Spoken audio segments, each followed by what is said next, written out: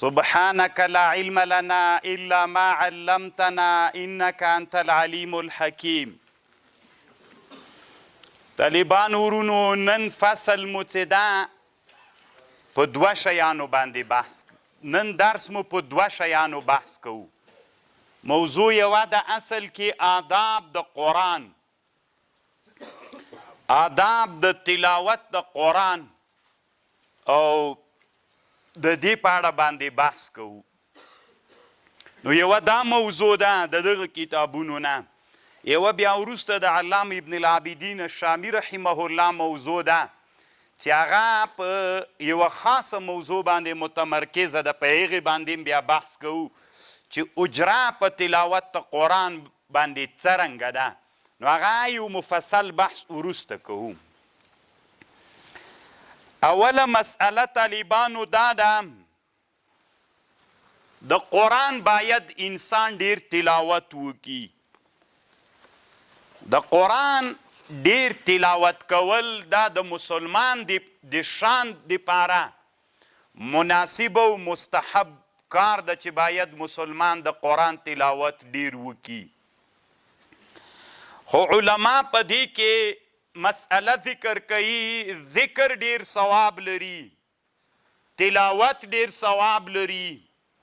درود ډیر ثواب لري، که دعا ډیر ثواب لري. علامه بدرالدین العینی رحمه الله، علامه بدرالدین العینی یو کتاب جوړ کړی العلم الهیب علی کلم الطیب، چې دا یو مشهور متن د په حدیثو کې په ذکر کې کلم الطیب، دا د علامه شیخ الاسلام ابن تیمیه کتاب ده. په دې کتاب باندې علامه بدرالدین العینی شرح کړی العلم الهیب علی کلم فی شرح کلم الطیب. نو دې کتاب کې علامه بدرالدین العینی رحمه الله لیکلی دي تر ټولو نه افضل څوک ده تلاوت د قرآن تلاوت ډیر ثواب لري تر ټولو نه، او د دې دپاره یې دلایل راوړي. دویم بیا ګوره تلاوت له ذکر له درود له دعا د ټولو نه ډیر فضیلت څوک لري؟ تلاوت. له دې نه وروسته مرحله څه ده؟ بیا ذکر ډیر ثواب لري. ذکر څه ده؟ دا له دعا نم ډیر ثواب لري، له تسبیح او له تهلیل نم ډیر ثواب لري. دویمه مرتبه بیا د ذکر ده، او بیا صلات علی النبی ده صلی الله علیه وسلم، او بیا دعا ده. خو یوه خبره دلته شته، ذکر دا تلاوت افضل ده په ټولو باندې، خو دا هلته چې هغه اذکار و تسبیحات و درودونه د شارع علیه السلام نه په خاصو وختونو کې نه راغلي. اوس مثلا په خاص وخت کې د یو هغه ذکر سوی څه ورته وایي، د یو دعا ذکر سوی، خاص وخت کې د یو ذکر باندې تحدید تیروالی سوی، د یو تسبیح د تهلیل د دې شیانو اهتمام سوی ده. دا بیا له چا نه افضل دي؟ دا له تلاوت نه بیا افضل دي. ګوره علی العموم تلاوت افضل ده، خو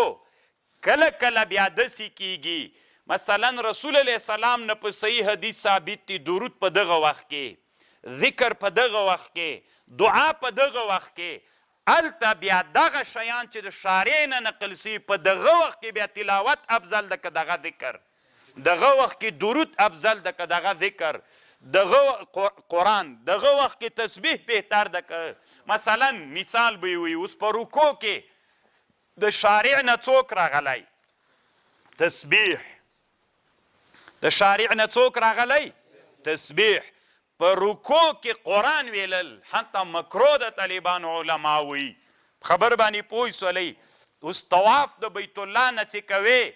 طواف د بیت الله کې به دعا کوي که د قرآن تلاوت به کوي، هلته د شارع نه دعاوې راغلی دي، حتی بعض علما وی چې دلته د قرآن تلاوت مکروه ده ځکه هلته دعا د شارع نه راغلې ته به هلته دعا کوې ځکه دا هغه ځای ده چې الله عز وجل د سړي دعا قبلوي نو دا یوه مسئله شوله ذکر چې کله ته د قرآن تلاوت اکثار به کوې ډیروالی به کوې له ټولو هغه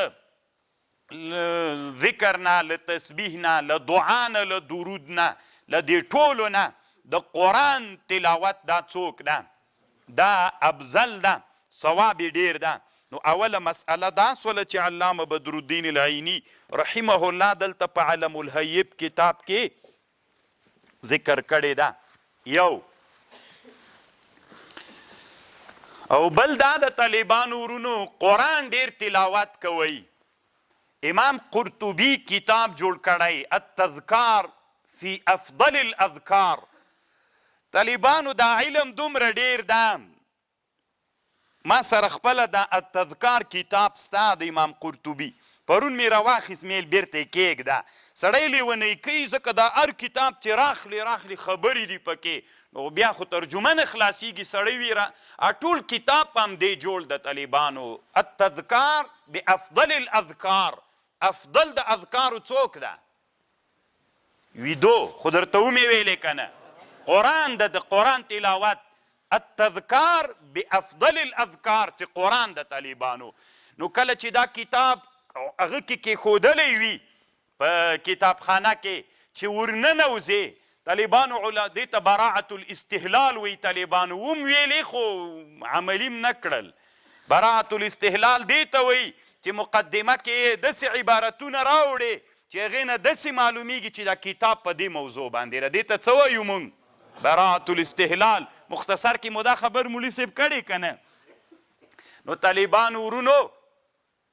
کله کله کتابونو ته فکر کوئ د کتاب نوم ته چې فکر وکړه هغه نوم کې براعة الاستهلال وي سړی پوه کوي چې په کومه موضوع باندې بحث کوي یو طالب ګوګو وي سړي ته وایي دا کتاب په کومه موضوع کې جوړ ده دا کتاب وایي په کومه موضوع کې جوړ ده نو ضرورت څه ده ورته چې تا مختصر ویلی براعة الاستهلال الزواجر عن اقتراب الكبائر یعنی ځان له کبیره ګناو نه وساته خو دې نه معلومه سه چې دې کتاب کې څوک ذکر کیږي کبیره ګناه وي التذکار بافضل الاذکار براعة الاستهلال شی د سړی په دې پوه کوي چې څه شی پکې دي الاتقان فی علوم القرآن براعة الاستهلال پکې د طالبانو دا بابم په تاسې کې ګل ده کتابخانې ته چې ننوتلی نو کتاب ته ګورئ چې دا کتاب په کومه موضوع کې جوړ ده نوم ته یې وګورئ نو نوم نه طالبانو استنباط کول کیږي مولا نصیر الدین وی یو ورځ هغه ته تللی و د ګوړې دوکان یې جوړ کړی و خو بیا موچانو ډېر په تنګ کړي و په دوکان باندې لیکلي ول دلته وي ګوړه نسته نو خلکو ورته ویلې چې خو د ګوړې دوکان دی وي دا مې موچانو کاپیرانو ته لیکلی چې هغوی خبر نشي که نه نو طالبانو چې کم دوکان وي که د ګوړې به پې لیکې نو کتاب هم همداسې ده دا نوم د کتاب دپاره دروازه ده چې ورننوځې دې ټکي ته فکر وي طالبانو ورونو نو قرآن چې ده دا شفیع ده امام قرطبي په تذکار کې د دې دپاره باب کې ښودلی ده چې د قرآن شفیع ده قرآن شفاعت کوونکی ده قرآن شفاعت کوي اقرأوا القرآن د مسلم حدیث ده رسول الله وی صلی الله علیه وسلم قرآن وایي فإنه یأتی یوم القیامة شفیعا لأصحابه څوک چې قرآن وایي دا د دوی دپاره شفیع ګرځیږي خو طالبانو د قرآن د تلاوت دپاره حالات متغیر دي بعضې انسانان په دنیا کې تیر سوي دي چې د قرآن تلاوت په مختلفو مرتبو باندې ویلی داسې انسانان تیر سوي 4 ساعتونو کې 8 وارې قرآن ختموه چې سیوطي دلته ذکر کوي نه تنها سیوطي امام نووي یو کتاب جوړ کړی طالبانو التبیان فی آداب حملة القرآن مانه کله طالبان پوښتنه کوي په دې موضوع کې کتاب راوښي دا ځان سره لیکئ زه تیم دا کتاب ده که نه التبیان فی آداب حملة القرآن ډېر ښه کتاب ده په دې کې هم ډېر آداب د تلاوت د قرآن دپاره دي امام نووي بل کتاب جوړ کړی الاذکار فی الاحادیث المنتخبه فی الاذکار من احادیث سید الابرار الاذکار فی الاحادیث المنتخب من سید الابرار دا په ذکرونو باندې جوړ کتاب د ډېر خوندور کتاب د نووي په دې باندې طالبانو شرح یو عالم کړی شافعي د 4 جلد شرح ده الفتوحات الربانیه علی الاذکار النووي ما سره دواړه سته ده ډېر ښه کتاب د طالبانو خوندور شیان پکې دي نن خو موږ باطلو پیرانو دومره مزخرف کړلو طالب ته وایي له ځانه ذکرونه نه جوړ کړي مصطفی مشکل کشا مصطفی دا ذکرونه ورښیي هلته د رسول الله نه ثابت ذکرونه په حدیثو کې معطل پاتې دي او چې ورته ووایې طالب جانه هغه ذکر وکړه چې رسول الله وایي د رسول الله اتباع او اقتدا وکوئ وي دا نوي ملیان راوتلي وابیان دي پیران نه مني نو ته خبرې ته ګوره ته ورته چې ذکر هغه وکړه چې د رسول نه ثابت ذکر دغه وکړه دا پیر چې درته ویلي دا مخترع ده دا ناجایزه ده دی له ځانه جوړ کړی ذکر ده دا مه کوه هغه وکوي دا وابیان راوتلي دي نور علمي استدلال نسته د طالبانو دا لکه د مکې مشرکین غوندې نبي به ورته ویلي صلی الله علیه وسلم راسئ قرآن ته غوږ ونیسئ وي ته ساحر یې دا خو ساحر ده وایي ته قرآن واوره که نه سحر نه ده مجنون یې لیونی نه یم لیونی خبره خو واوره که نه سم سړی یم نو انشاءالله طالبانو دا د سحر و د لیونتوب دروازې اوس ماتې دي کار نه ورکوي انشاءالله علم اوس له پښو نه راجګ سوی د نیمایي ولاړ ده مزل ته انشاءالله موږ برابر کړی که د الله خوښه وه او ژوندو طالبانو ورونو نو د قرآن تلاوت سلف درته یادوم سلف الصالحینو کې داسې علماو 4 ساعتونو کې 8 وارې قرآن ختمو 4 وارې د شپې 4 وارې د ورځې داسې ول چې د 4 ساعتونو کې 4 وارې ختمو داسې ول 8 وارې 4 وارې 2 وارې 1 وارې داسې انسانان ول یو ورځ کې قرآن ختمو داسې انسانان ول یو رکعت کې قرآن ختموه امام نووي وایي واما الذين يقرؤون القرآن في ركعة واحدة فلا يحصون عددهم فسلفو کې دومره ډېر انسانان ول چې حساب یې نشته ده نن خو قرآن زده نه ده وبه یې وایي څنګه په یو رکعت کې او بیا وایي چا به یو ورځ کې چا په 2 ورځو کې چا 3 تر 7 تر 40 د اکثرو علماو او د سلف الصالحینو عادت ده چې قرآن به په 7 ورځو کې ویلی قرآن په 7 ورځو کې او دا د اکثرو صحابو د تابعینو لاره وه دا قرآن 7 منزله د طالبانو دا 7 منزلونه په همدغه لحاظ باندې شوی اوله ورځ یو منزل دویمه دریم تر 7 یعنې قرآن باید 7 ورځو کې ختم سي اصل کې د منزلونو مطلب همدا ده دا د اکثرو سلف الصالحینو او د صحابو ثم فی 7 وهذا اوسط الامور واحسنها وهو فعل الاكثرين من الصحابه وغيرهم دا د اکثر علماء رایه ده او طالبانو له 3 ورځو نه مخکې قرآن ختمول حدیث کې راځي رسول صلی الله علیه وسلم وی لا يفقه من قرأ القرآن في اقل من 3 بل حدیث کې راځي لا تقرأ القرآن في اقل من 3 3 نه کم ورځو کې قرآن مه وایي طالبانو اسلامي امت کې یو سړی تیر سوی علام ابن الحزم نومیږي ابن الحزم الظاهري هغه وایي څوک چې قرآن له 3 ورځو نه کمه موده کې ختموي دا ناروا ده دا حرامه ده وایي ځکه دغه حدیث نه استدلال کوي لا تقرأ القرآن في اقل من 3 نو علما دی په وجوب محمولی دا امر اکثر علما د دنیا دا په استحباب محمولوي طالبانو مستحبه طریقه دا ده چې قرآن 7 ورځو کې 3 ورځو نه کم نه نو دا طالبانو اوله طریقه ده هغه عالم چې کوم کتاب جوړ کړی د امام قرطبي په التذکار کې لیکلي اوله دا د 3 ورځو نه کمه موده کې مه ختموه دا په تراوو کې هم داسې موږ 1 ورځ کې ختم کړو ختم یې که صحیح د طالبانو خو ته چې دا کار کوي نو استحباب و مستحب والی هم پکې لحاظ کا که چېرته غواړئ طالبانو ډېر عبادت کول عبادت چې کوي شرع ته به وړاندې کوي اوس ډیروالی د عبادت کله بدعت ګرځېږي طالبانو علامه عبدالحی صاحب یو کتاب جوړ کړی طالبانو ورونو پیدا یې کوي اقامة الحجة على ان الاكثار في العبادة ليس ببدعة. اقامة الحجة على ان الاكثار في العبادات ليس ببدعة. ډېر ښه کتاب د طالبانو دا موضوع دی پاره لکه ابن حزم ومن حز حزوه. طالبانو کله دې باب کې ډېر متشددین سي خو بیا هم ښه د طالبانو باید نه افراط وکړو نه تفریط وکړو عبادت په هغه اندازه باندې وکړو چې موږ ته شارع ویلی. زه مریض یم طالبانو، مثلا زه مریض یم ډاکټر ته ورغلم یوه ګولۍ خوره که پنځه وخورم توان راته کوي. نو طالبانو شارع چې د عبادت خبره کړې د عبادتونه چې دي دا هم د روحاني مرضونو دوا ده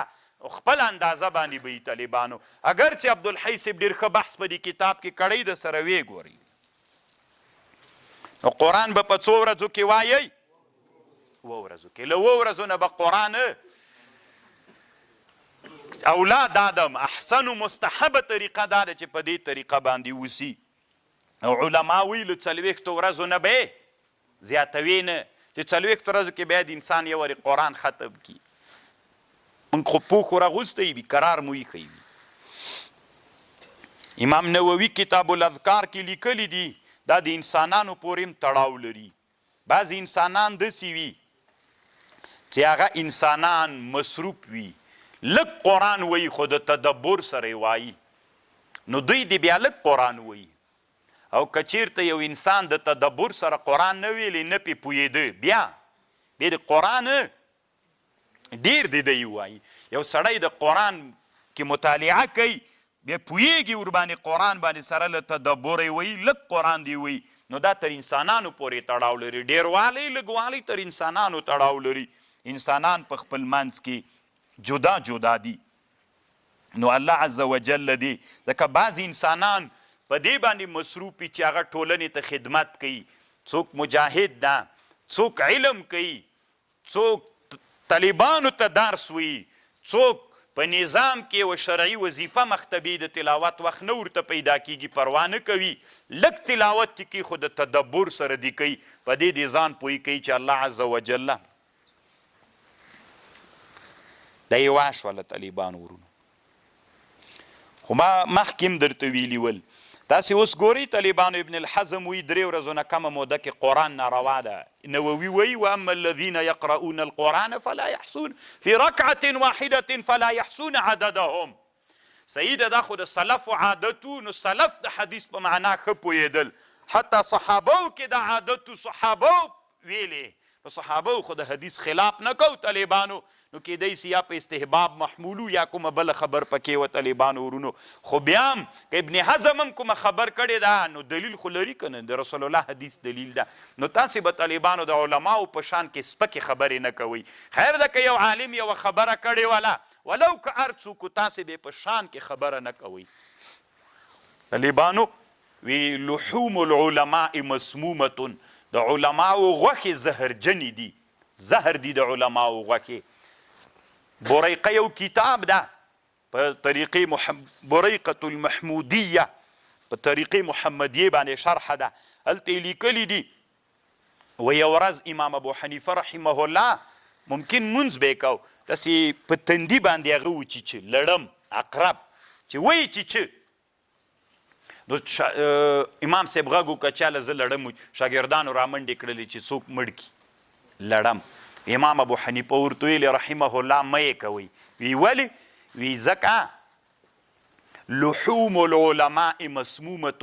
دا خبره به ثابته سي چې د علماو غوښې زهرجنې دي چې رښتیا ده دا خبر که دروغ ده. که رښتیا وي نو اوس به معلومه سي چې د علماو د حق علماو غوښې دا زهر لري نو اوس به معلومه سي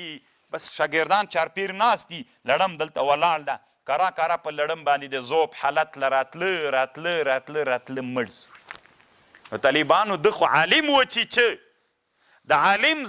عالم غوښه د ده دپاره زهر سوله الله دی مړ کړي. نو کوشش وکئ طالبانو ځانونه د علماو په غوښو باندې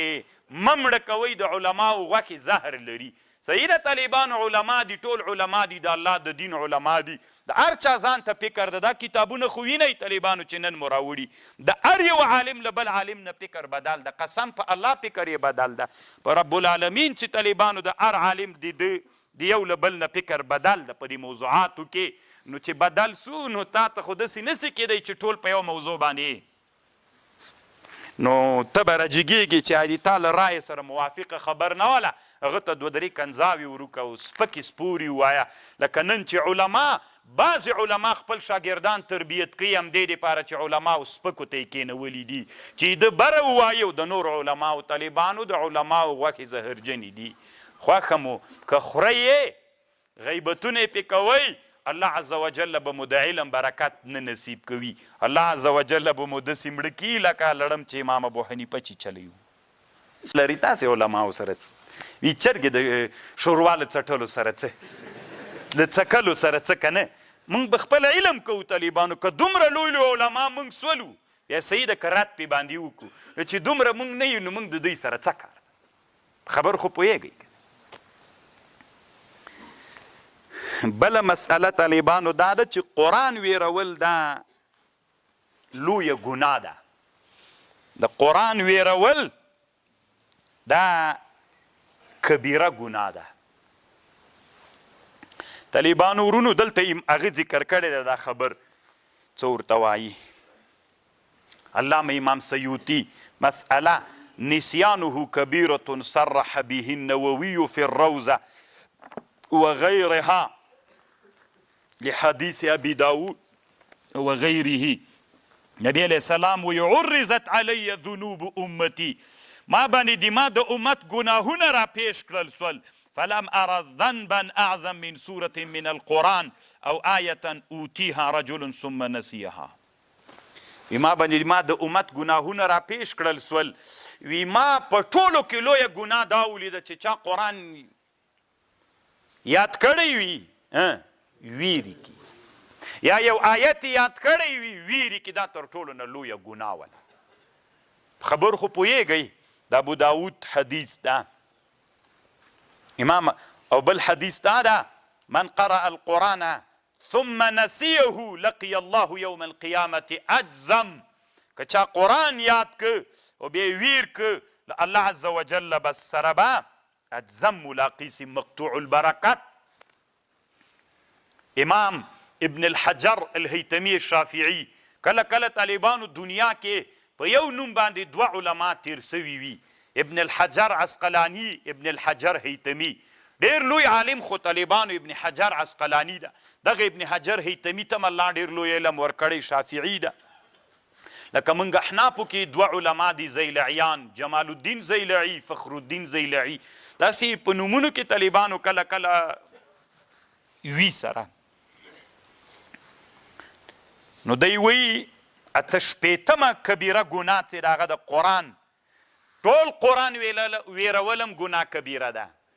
یو آیات ویرولم ګناه کبیره ده یو حرف ویرولم ګناه کبیره ده دا ابن حجر وی دلته په باندې بحث کړی طالبانو بیا ویلي دي دغه حدیث چې عرضت علی ذنوب امتی لم ار ذنبا اعظم من سورة من القرآن دا حدیث چې دا سند ضعیف ده امام ترمذی رحمه الله په دې حدیث کې خبرې کړي دي خدای وی ابن حجر وی ابن حجر هیتمی چې دا د معنا په لحاظ باندې دا حدیث ثابت ده د دې په معنا باندې نور احادیث راغلي دي نو د معنا په لحاظ ثابت ته معنا یې صحیح ده د دې حدیث او صحیح خبر دا د طالبانو چې ګناه کبیر قرآن ویرول یا سورت ویرول یا آیات ویرول یا حرف ویرول دا خدا الته چې ته د قرآن ته اهتمام ونه کې که داسې چل وکې ته په داسې یو شي باندې مصروف یې چې هغه په تا باندې فرض عین وي نو د قرآن د تلاوت دپاره وخت نه پیدا کوې بیا تا ته څوک ده بیا تا نه که قرآن ویر سو پروا نه کوي لکه مثلا تیر شل کلن جهاد کې هلته نو طالبانو د حالت دومره اضطراري حالتو په بعضې ساحو کې بعضې مجاهدین حافظان د قرآن ول دا پوښتنه کوي موږ نه قرآن ویر سو خو د حالت داسې اضطراري حالتو چې بس دا د خرپو د ترپ حالتو دې ته وخت نه پیدا کړي ذهن مشوش شو نو که قرآن تیر نه ویر سوي علما وي بیا پروا نه کوي اما که مصروفیت هم نه لرې او قرآن در نویر وي دا طالبانو ګناه کبیره ده. یا طالبانو علامه ابن حجر وی یا یې معنا دا ده د حدیث چې راغلی نسیان د قرآن، یا د نسیان د قرآن معنا دا ده چې قرآن باندې عمل نه کوي. قرآن باندې نه عمل کول دا څوک ده؟ دا ناروا د طالبانو دا یا اصل کې د نسیان معنا ده. خو طالبانو یوه عجیبه نادره دا ده قرآن ویرول خو ګناه کبیره ده. خو دلته د مونږ د احنافو علماو کتابونه چې تاسې وګورئ، د حنفي علماو کتابونو کې یوه بله مسئله ذکر د طالبانو.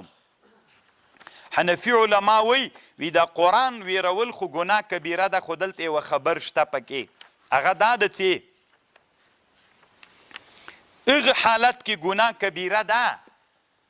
چې له حافظې نه یې وباسې دا ګناه کبیره نه ده. دا نسیان دلته تاسو طالبانو لږ خبرې ته متوجه کیږئ. مونږ هم طالبانو د یوې خبرې د حق لرو په علمي میدان کې. ګوره نبی علیه السلام خو د حدیث داسې ویلي چې په ما باندې پیش سول څوک د ما د ګناهونه د امت تر ټولو نه لویه ګناه چې قرآن یې ویر کړی، نسیان یې کړی.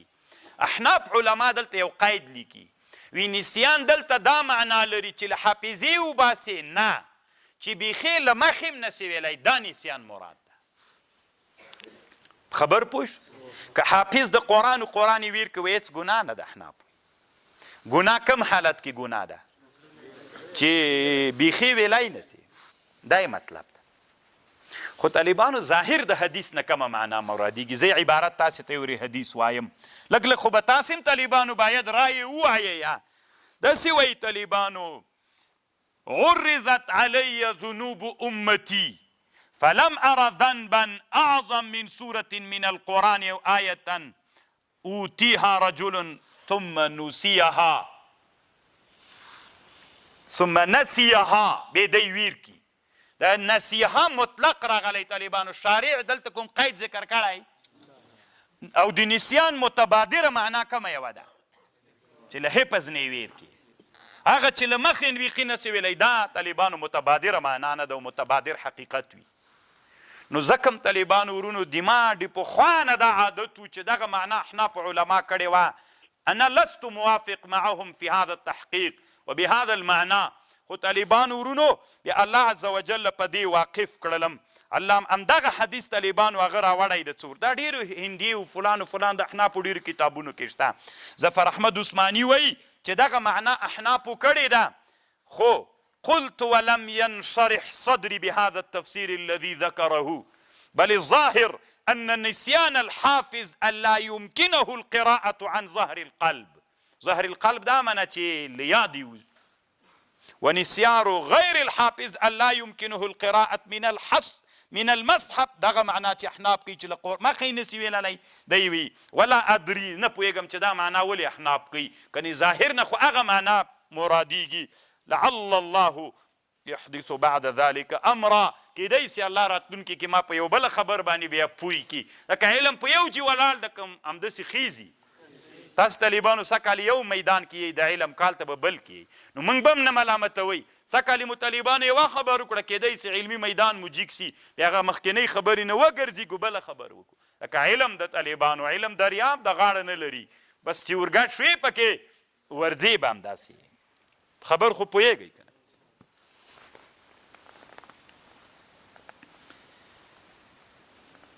او بله مسئله دا د طالبانو قرآن دی چې کله ویلې، قرآن دی چې ویلې اودس به ورته وکړې. قرآن د جنوب دپاره ویلل ناروا ده، د حایضې دپاره قرآن ناروا ده. ذکر، تسبیح، تحلیل، درود دا ټول حایضې او جنوب ته روا ده. خبر پوه شو؟ خلک ډېره پوښتنه کوي جنوب و حایضې ته ذکر، تسبیح و تحلیل دا ټول روا دي ورته، صرف د قرآن تلاوت ورته ناروا ده. قرآن تلاوت جنوب و حایضې دواړو ته ناروا ده، شرعاً جواز نه لري. خو طالبانو علما محققین علما یو تحقیق کوي، وی که قرآن په نیت د قرآن ووایې بیا جنوب و حایضې ته ناروا ده. که قرآن په نیت د قرآنیت باندې ونه وایې بیا بیا روا د طالبانو. اوس قرآن داسې قرآن د طالبانو وي، تا وایې ته قرآن خو نیت دې پکې د چا ده؟ ربنا ظلمنا انفسنا وان لم تغفر لنا وترحمنا لنكونن من الخاسرین. قرآن ده که نه؟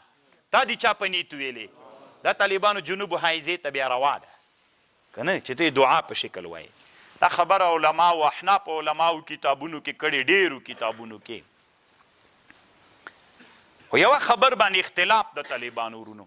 امام رافعي په احنافو کې یو سړی تیر سوی. امام رافعي وایي ټول قرآن چې نیت د قرآنیت نه وي پکې له قرآنیت نه وځي بیا جنوب حائضې ته روا ده. خو شامي رحمه الله په رد المحتار کې او په حاشیه د بحر الرائق منحة الخالق کې او علامه ابن النجیم په حموي په شرح د اشباح والنظائر کې غمز عیون البصائر علی اشباح والنظائر په دې کتاب کې لیکلي دي چې نه، قرآن دوه قسمه ده. یو داسې قرآن ده چې اصل معنا یې د دعا ده، یعنې دعایت معنا پکې پرته ده، د حمدیت او د دعایت معنا په دې قرآن کې پرته ده. نو چې ته کله نیت پکې وکې نو هغه اسې معنا د دعایت او د حمدیت معنا پکې ده. ته چې کله دعا وکې نیت پکې د دعا وکې نو له قرآنیت نه دعایت او حمدیت ته راووته. دا صحیح ده. بعضې داسې قرآن د طالبانو چې د هغې په مفهوم کې حمدیت او دعایت نه ده پروت، نو چې نه ده پروت که زر وانې نیت پکې د نه قرآنیت هم وکړي له قرآنیته نه راوځي. تاسې ما په خبر پوه شو؟ دا خبر طالبانو هغه کړې ده. مثال به وری مستبت یدا ابي لهب ربنا ظلمنا، دا مفهوم د دعایت ده. ربنا ظلمنا انفسنا فإن لم تغفر لنا وترحمنا لنكونن من الخاسرین. د دعا مفهوم پکې پروت ده. تبت یدا ابي کې د حمدیت او دعایت مفهوم پروت که نیت پکې وکې نو چې نیت نسته ده په نیت باندې له چا نه نه راوځي له قرآنیت نه. دلته طالبانو د دوه علماو جنجال ده. امام ابن العابدین الشامی وایي هغه قرآن چې د حمدیت او د دعایت معنا پکې پرته ده چې ته نیت پکې د دعایت او د حمدیتو کې له قرآنیت راووت قرآنیت راووت حمدیتو څوک پکې راغی دعایت. دا قرآن جنوب حائضې ته جایز ده. او هغه قرآن چې معنا د حمدیتو دعایت نسته پکې هلته په نیت باندې نه راوځي. دوه شیان شامی وایي راباسي. یو ربې دا مفهوم د دغه آیتونو کې حمدیتو دعایت، بل به نیت وي. او هغه وایي امام رافعي وایي نه دلته نه نیت راباسي. ټول قرآن که هغه قرآن مفهومي د دعایت او د حمدیت وي که نه وي په نیت راوځي. حق طالبانو له چا سره دی تاسې په فکر؟ د شامي رایه طالبانو صحیح ده. د شامي رحمه الله چې کومه خبر ده دا خبر طالبانو صحیح ده، ځکه شامي دوه خپلو کتابونو کې رد المحتار کې او په منحة الخالق چې په بحر الرائق باندې د حاشیه ده هلته هم دا مسئله ذکر کړې ده. په تنګ خو به نه یې صحیح. نو دا یوه بله مسله شوله. بله مسله دا سوله طالبانو قرآن به په یو پاک جي کې وایې. تر ټولو نه افضل دا ده چې جومات کې وایې. په حمام کې به قرآن نه وایې، په لاره کې به یې نه وایې. علما وایي داسې جي کې چې هلته زرنده ګرځي او ته دلته قرآن ورته وایې دا به هم نه کوې. دا یو قسم د قرآن بې عزتي راځي. قرآن به یو پاک و نظیف جي کې د قرآن تلاوت کوې. تاسې کې طالبانو څنګه مشهوره ده چې قرآن له چا نه وغورځېږي څه یې کوئ تاسې که نه؟ دا خبره طالبانو علامه رشید احمد الګنګوهي رحمه الله ذکر کړې. خلکو کې مشهوره داسې ده چې قرآن راوغورځېږي وی بیا به د هغې په اندازه باندې قرآن به له غنمو سره تلې هغومره غنم به بیا صدقې. تاسې کې چا کې دا عادت شته چې اوس هم دا عادت وي؟ خو دا عادت خو شته چې راوغورځېږي صدقه کوي. دا واجب و ضرور نه ده طالبانو. دې دپاره کم اصل شته و طالبانو چونکې قرآن راوغورځېده خطا سوله که نه؟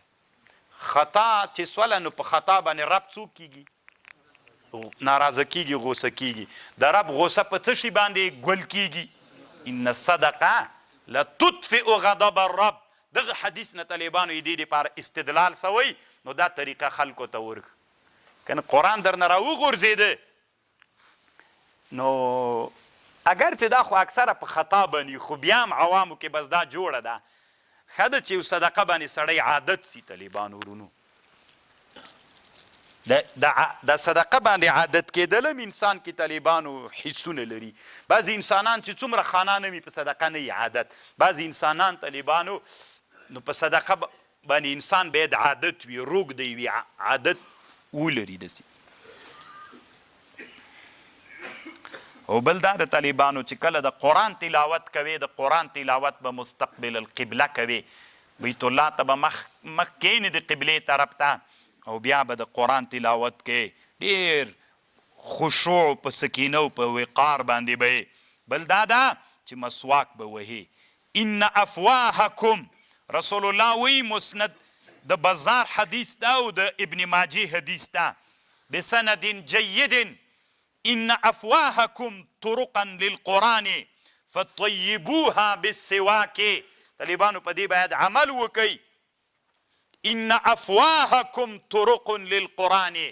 تاسې خولې د قرآن دپاره لارې دي فطیبوها بالسواک تاسې په چا باندې پاکې کوئ په مسواک باندې دې نه بعد چې ترجمې ته راتللی مسواکونه خو به در سره یي که نه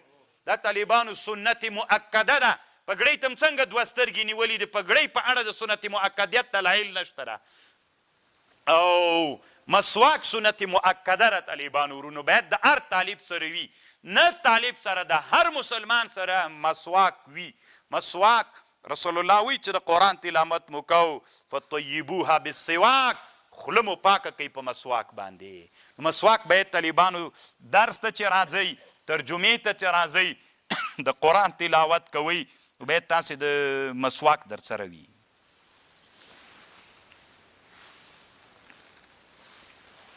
او بله مسئله طالبانو د تعوذ مسئله ده د بسم الله مسئله ده طالبانو ورونو دنیا کې بعضې داسې خلک تیر سوي چې ډېر خواږه خلک وي د سړي ورسره مینه پیدا سي یو لغه علماو نه طالبانو په احنافو کې دا سړی ده دې ته ابن امیر حاج وی دې سړي ته د په منیې شرحه کړې طالبانو کاش کې نور کتابونه هم د سړي جوړ کړي وای حلبة المجلی و بغیة المهتدی فی شرح منیة المصلی ډېر ښه عالم طالبانو دا سړی تېر سوی یو دا ډېر علمي سړی ده په احنافو کې صحیح د طالبانو علما ډېر تیر سوي خو داسې د فقاهت اندازې چې ده له حدیثو سره ګډ ده بعضې وچ فقیان تیر سوي دي او وچ فقیان طالبانو ډېر متشددین وي چې حدیث او فقاهت سره ګډ وي طالبانو دا بیا ډېر ښه علما تیر سوي الله دې تاسې هم داسې علما کي چې حدیثو ته اوس افغانستان کې چې ډېر داسې خلک دي چې د حدیث ورته ووایې وي زه خو د امام صاحب په مذهب ما ته حدیث مه وایه داسې یو فکر کوي چې د حدیث خو نو عجیب نادر استدلال د طالبانو احمق ورځ تر بلې طالبانو انشاءالله دا په ورک کېدلو ده الله عز وجل به مونږ د احادیث ځکه مخکې طالبانو افغانستان کې تیر امارت کې په ټول افغانستان کې یوه لویه دوره وه اوس طالبانو الحمدلله تیر انقلاب کې طالبانو چې د افغانستان کې د روسان لا نه و راغلي هغه وخت کې افغانستان کې دینی مدارس چې وي چې لویه دوره پې باندې کېدله نو طالبانو د ګوتو په شمار مدرسې وي په ټول افغانستان کې د ګوتو په شمار مدرسې ولي چې یو له هغو مدرسو نه الحمدلله طالبانو دوه دي موږ د کورنۍ ولي په هغه زمانه کې دغه چې د افغانستان په سطح د ګوتو په شمار مدرسې وي چې د حدیثو درس پکې کېده یو د موږ نیکو طالبانو چې دا د علامه انور شاه کشمیري رحمه الله بالواسطه شاګرد طالبانو ښه او یو لوی انعام د موږ په کورنۍ الله دا کړی ده څومره علما چې طالبانو افغانستان کې دي یو به سند پاکستان ته ځي بیا به هند ته ځي د موږ د کورنۍ سند ډایرکټ طالبانو د دیوبند سره وصل ده دا یو بل انعام د طالبانو ځکه د موږ د نیکه چې چا نه لویه دوره کړې طالبانو هغه د علامه انور شاه کشمیري بذات شاګرد په جامع دارالعلوم دیوبند کې پاتې سوي طالبان موږ داسې لنډ پې باندې ورځو زه کله طالبانو چې دهلي ته تللی وم دهلي نه چې تیاره راوالوتله بیخي تاو نسوله داسې چې میدان کې راوالوتله ډایرکټ په کابل کېناستله یو ساعت کې راورسېده دومره دهلی موږ ته نږدې ده طالبانو خو کش یې ورکړی وو طالبانو چې ورخطا به وکړه څنګه و داسې نوې ورېځه راغسۍ ول اسمان شین نو الله دې بیا هغه وخت راولي طالبانو چې سړی ورسي ګرځېدل خو د انسان دپاره ډېر ښه دي طالبانو که نه چې به تیاره مو درلودلی که راکړې مو وایي یا مو خپل اخیستې وای طالبانو بس چې ګرد ګرځېدلی کله هم دې میدان کې کېنولی کله دې کې او بل دا و طالبانو د موږ مشر تره شیخ عبدالقدس جان نور الله مرقده چې د خپل وخت لوی امام و محدث و دم په کابل کې یوه له هغه مدارسو نه چې هغه وخت کې د سربندیګانې دا د افغانستان په تاریخ کې د ګوتو په شمار وي که نه چې لاړې خپلو وطنونو کې پوښتنه وکړه په لوګر کې طالبانو یو په څرخ کې وله یو د مغلخیلو میر صاحب سره وله دریم ځای طالبانو د موږ ساکو ځکه زموږ مدرسه خو اصل کې هلته وله دا 13 کال نه مو دلته راوړه دا د نور ولایتونو د افغانستان کې همداسې د اوس الحمدلله ارجې کې د احادیثو درس روان ده او هغه به څومره حدیث ویلی یوه سپاره به بخاري ویلی تبرک دپاره قاضي اصل و طالبانو حمدالله اصل و مشکات و دا طالبانو دا هسې تبرک دپاره ویلی د علم په سترګه یې نه ورته کتل چا دپاره تبرک یې پې حاصله و طالبانو دې ته پسې ګوره حدیث طالبانو ډېر کشف پیدا کړی الله پاک نورم ډیر کی داسې زمانه طالبانو تیر سوي والد رحمه الله دی الله وبخي به موږ ته ویلي دي ما وایي داسې زمانه پو یادیږي وی حدیثو دا سلسله د حدیثو له دیوبند نه مخکې خو طالبانو فلسفه ټوله رواج و په هند کې هم بیا د دیوبند شاه ولی الله صاحب دوی چې جوړ سو بیا دا حدیث رواج کړل بیا طالبانو د سلسله هم داسې پاکستان ته راغله بیا افغانستان ته والد صاحب ویلي وي چې په افغانستان نه به طالبان کته لاړل هلته نوي د حدیثو لکه نصیر الدین الغرغشتوي رحمه الله یا نور کوم لوی محدثین چې ول وی بیرته به چې راغلل وی طالب به غټ مسواک دلته ایښی وی دلته به افغانانو ورته ویلي چې دا د مسواکیان راغلل په رب العالمین مسواک طالبانو دلته ځکه منطق و شنه منطق و نغه نه به دین چی راز داسي او داس به نه و طالبانو مونځ به نه و قسم ده نه و داسې حالات تیر سوی ده پرې دا طالبانو د الله ننې منۍ نه تاسې ته ټوکه ښکاري والد رحمه الله ویلي وی چې بیرته به راغلل ویلي به چې څوک دغه افغانستان کې دما په یاد باندې طالبانو د قرآن تفسیر دلته بند وي څوک چې قرآن تفسیر کوي یا پنجپیری کېږي په الله قسم طالبانو په همدغه افغانستان کې داسې یو فکر و ادي موږ د طالبي په زمانه کې د قرآن تفسیر بندو چې کو دی پنجپیري ټاپه به در باندې کېښوده بس طالبان به ټول درنه لاړه چې به قرآن بیرته نو څه شی وایي بس کاپیر کېږي قرآن څنګه ترجمه کوي وسړی کوم یې خلک به وایي نه به یې کاپیر کېږي دومره ډېر انقلاب اوسو طالبانو انقلاب ډېر بدلون راوستی ښه تاسې فکر کوئ چې موږ پرمختګ نه ده کړی مو ده ډېر انشاءالله خو نسبت چې ګورو طالبانو صفر ده خو بیا مو کړی خو مو ده قرآن ترجمې ته چا نه پرېښودلو پنجپیریت ته که نه پوښتنه وکئ چې لاړلې دا خبره ولیکئ هلته علماء او سپین ږیرو نه پوښتنه وکئ چې څنګه چلو اوس طالبانو تاسې خبرې ته غوږ سئ د هدایي دې کې اختلاف ده چې کله ته قرآن تلاوت شروع کوې استعیذ بالله من الشیطان الرجیم به وایې که اعوذ بالله من الشیطان الرجیم به وایې علامه برهان الدین مرغنانی د هدایي مولا علامه ابو جعفر هندوانی چې دا د موږ د احنافو یو لوی عالم تیر سوی په بلخ کې هندوانه بلخی طالبانو تاسې به هندوانه لیدلي طالبانو زه خپله د ده زیارت ته ورغلم چې بلخ ته تللی یم هندوانه دا د علم یو لوی مرکز تیر سوی ده په دنیا کې یو له لویو علمي مراکزو د دنیا نه بلخ موږ طالبانو کله کله داسې افتخارات لرو که نه چې ورته حیرانه بس یو له هغې نه بلخ ده دا د افغانستان تر ټولو نه لوی تاریخ بلخ هم د طالبانو یو وخت کې به بلخ ته خلک حج ته راتلل اسلام نه مخکې لکه دنیا کې څلور دومره لوی معبدونه ول چې عبادت به یې کېده یو نوبهار معبد د نوبهار په بلخ کې د هغه بلخ د طالبانو چې زر کاله هغه چې اور د اتش پرستۍ د دین نو ګول سوی هغه دغه بلخ د طالبانو اوس هم په غجې باندې جومات جوړ د بلخیانو ته به معلومي زه ورغلی یم طالبان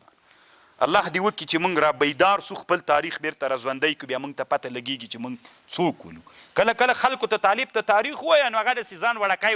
کړي چې ورته ویې ځان ببر غوندې کړي چې ببري که طالبانو بیا نو چې مجبور یې چې ببر سي بیا مزال کوي که نه چې وړکی مزال نه کوي ډارن ډارن کېږي چې پوه شي چې دومره غټ تاریخ لرمه نو ببر سي بیا داسې داسې روان وي بیا مجبور یې چې د غټو خلکو کارونه وکړي بیا خو چې دی وړکی د وړو کارونه کوي چې ځان ببر ویني چې دا ولا خو دا خو زه ډېر غټ سړی وم دا خو مو ډېر ښه زرین تاریخ درلود څه بلا ووهلو بیا مجبور د دی غټو خلکو کارونه بیا دا دي طالبانو چې د کفري نړۍ سره بیا موږ سیال کوي دا ډېره فایده کوي طالبانو دا وګورئ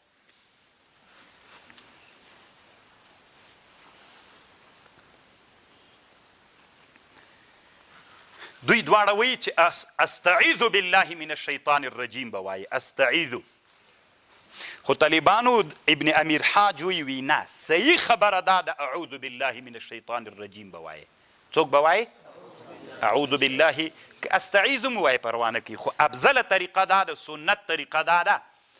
اعوذ دوی وایي د برهان مرغینانی د هدایي ملا وایي هغه وایي د دې وجې نه قرآن وایي اذا قرأت القرآن فاستعذ د دې وجې نه خو صحیح دا ده طالبان اعوذ به وایي او دی وایي د الله نه وروسته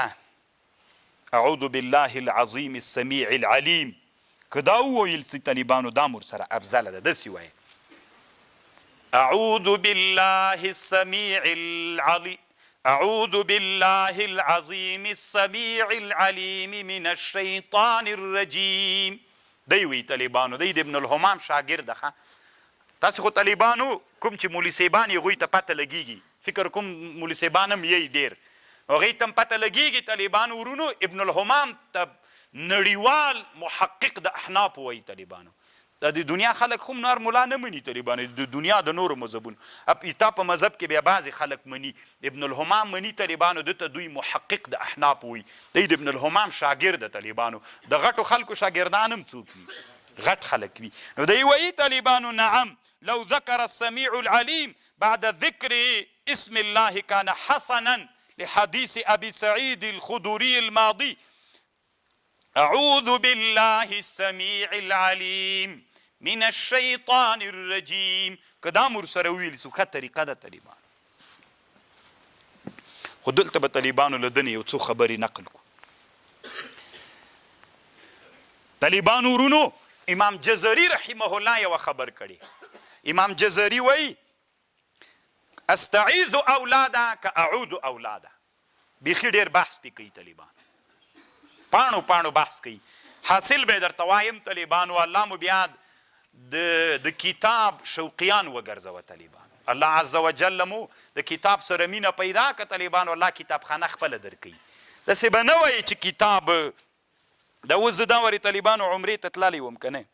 انشاء الله تر 50,000 نه ډېر کتابونه خلکو راته اخیستي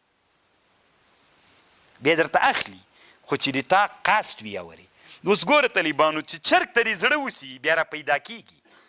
او چې چرګ دې بیخي په خیال کې نه ګرځېږي والله کې ټول عمره مخوري دا د الله عادت ته طالبانو دا یاد ساتئ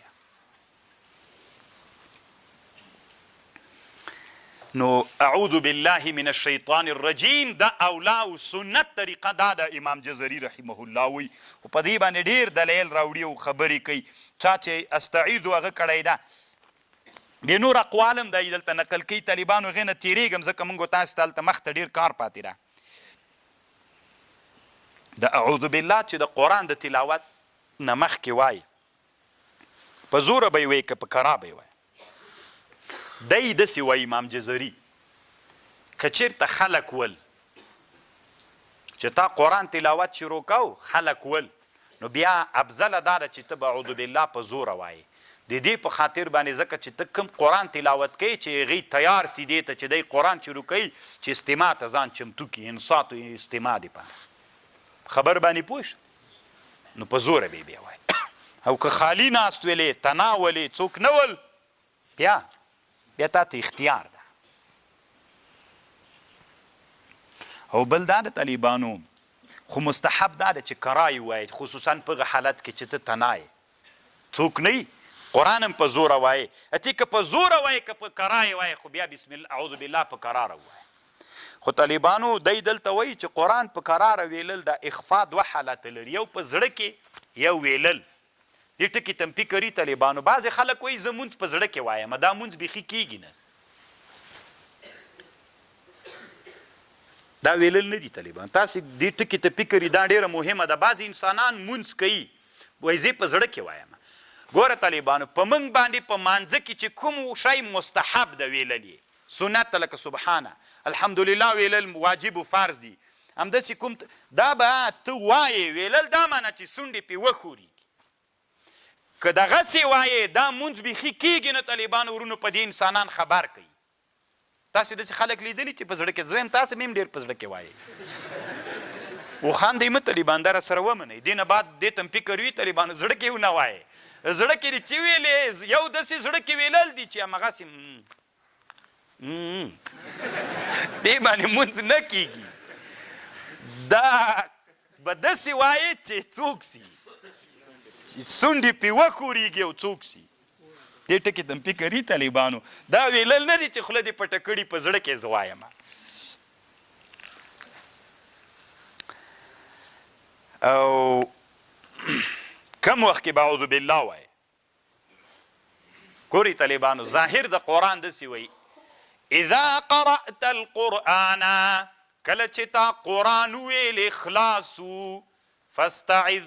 بالله من الشیطان الرجیم. قرآن په آخر کې اعوذ بالله بیا وایي. قرآن خو داسې وایي اصل کې، ظاهر د قرآن خو داسې وایي اذا قرأت، چې ودې ویلې قرآن بیا اعوذ بالله وایي. نو بعضې علما له دې آیات استدلال کوي چې آخر د قرآن کې اعوذ بالله وایي، خو جمهور علما وایي چې نه، دلته اصل خبره داسې ده اذا ابتدأت وشرعت القرآن، کله دې چې قرآن ابتدا و شروع کولم، فاستعذ بالله من الشیطان الرجیم. خبر خو پوهیږئ که نه؟ او بل دا د طالبانو دا استعاذه به له صورت سره وصل کوې که فصل به کوې. نو طالبانو دوه خبرې دي، کله اعوذ بالله نه وروسته بسم الله وایې نو بیا به په یو سا باندې سنت دا د مستحب اعوذ بالله من الشیطان الرجیم بسم الله الرحمن الرحیم وصل به کوي. پس لغه نه به صورت شروع، دوی دواړو به وصل وکړي، بیا به صورت چې شروع کوي فصل به وکړي. او که تنه اعوذ بالله دی ویلې بیا دې ډایرکټ صورت شروع کوو. اعوذ بالله من الشیطان الرجیم قل هو الله احد. په بله سا باندې بیا وایه، مستحبه طریقه دا ده. که اعوذ بالله نه دې وروسته بسم الله ویلې وصل وکړه، په یو سا یې ووایه. که اعوذ بالله نه دې وروسته ډایرکټ صورت شروع کړه او څوک دې نه ویلې بسم الله، بیا به فصل کوي. دا امام جزري وایي. او دا استعاذه اعوذ بالله د تلاوت لپاره واجب ده که مستحب؟ علامه امام فخر الدین الرازي رحمه الله وی دا واجب ده. سره امام رازي صاحب خو پیژنئ، هراتیان خو به ټول ښه پیژنئ. طالبانو امام رازي رحمه الله دا شافعي ده، ښه طالبانو اصل کې امام شافعي پروا نه کوي موږ ته شافعیت و حنفیت و حنبلیت و مالکیت طالبانو موږ د سترګو تور دي. صحیح ده، دا به صرف موږ دلته عمل کو چې په یو اتحاد و نور طالبانو امام رازي همداسې موږ ته د طالبانو لکه اعلا و سنن ولا دواړه د موږ سترګو تور دي. طالبانو موږ د علماو ټول د الله د دین خادمان دي. لارې خو نو دا هر چا لاره بدلیږي. هغه ملا چې ترجمه کوي او دا ملا چې کوي هغه اراو کې فرق شته، ډېر فرق شته طالبانو. هغه د هر چا خپل هغه ده. دی وی چې واجب ده طالبانو، اما جمهور علما وی چې نه استعاذه څوک ده مستحب ده. او استعاذه په مانځه کې د لمانځه دپاره د قرائت دپاره ده. نو امام ابو یوسف وی چې دا د لمانځه دپاره ده، او صاحبین وی طرفین وی چې د چا دپاره ده؟ د قرائت دپاره. مقتدي طالبانو چې امام پسې شاته ولاړي د احناف په مذهب باندې قرائت ستپې، نو اعوذ بالله هم نه ستپې. صحیح ده، د طرفینو په مذهب امام یوسف وی چې ستپې. فتوا خو د طرفینو په مذهب د طالبانو، مسله خو به درته معلومه وي که به درته نه معلومه. که داسې چل و طالبانو ورونو چې ټولو څوک کوله، د قرآن تلاوت ډیرو کسانو یو دم شروع کړ، یو نفر به اعوذ بالله وایي که ټول. مثلا زه اوس دلته کېناستم، زه تاسو ته وایم ټول قل والله احد وایو، اوس ما ویلې اعوذ بالله من الشیطان الرجیم تاسو به مر سره وایي ټول به یو به نه وایي ځکه ټول د چا اراده لري چې قرآن ټول وایي طالبانو ټول به څوک هم وایي اعوذ بالله به هم ټوله وایي او بله مسله دا ده طالبانو علما وایي که د قرآن تلاوت دې کوو او د قرآن تلاوت دې بند که دا کومې خبرې دي چې منځ کې وکړلې بیا د تلاوت اعوذ بالله به وایې که به یې نه وایې دلته څو خبرې دي یوه خبر دا ده که چېرته تا د قرآن تلاوت بند که نورې خبرې دې وکړې که دا خبرې اجنبي وې د قرآن له تلاوت نه بیا دې چې قرآن شروع که اعوذ بالله به وایې او که اجنبي نه ولې بیا به نه وایې یعنې داسې خبرې وي چې هغه متعلق دی همدغه قرآن ولې بیا خو اجنبي له قرآن نه دی که نه او که یو سړی داسې تېرېده تا دلته قرآن تلاوت که حاجي صاحب جوړ تکړه السلام علیکم چیرې روانې دا له قرآن نه څوک دي بېرته چې راوګرځېدې اعوذ بالله به وایې قرآن باندې ناست وي تلاوت دې کوو چا موبایل زنګ درته راووت که نه جوړ تکړه په خیر چیرې دلته تلاوت کومه راځه که نه چې زو خلک ود وروسته درځم بیا نو دا خبرې اجنبي دي له چا نه قرآن نه څوک به کوې دا امام جزري رحمه الله دلته ذکر کړی ده او د ټولو سورتونو په مابین کې به طالبان اعوذ بالله وایي صرف به یې چېرته نه وایي سورت برات د توبې په مابین کې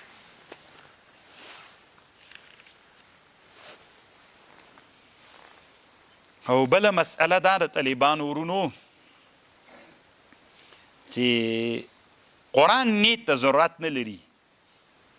انما الاعمال بالنیات که قرآن دی تلاوت کو نیت ته ضرورت نه لري صحیح ده چې ورسره وي ښه ده ما ضرورت نه ورته لري ذکر دا شیان طالبانو نیت ته ضرورت نه لري بې له نیت هم ویل کېدلی سي او بله مسئله دا د طالبانو ورونو علما وایي چې قرآن سره له تدبره باید ویل سي قرآن په معنا باندې ځان پوه کړي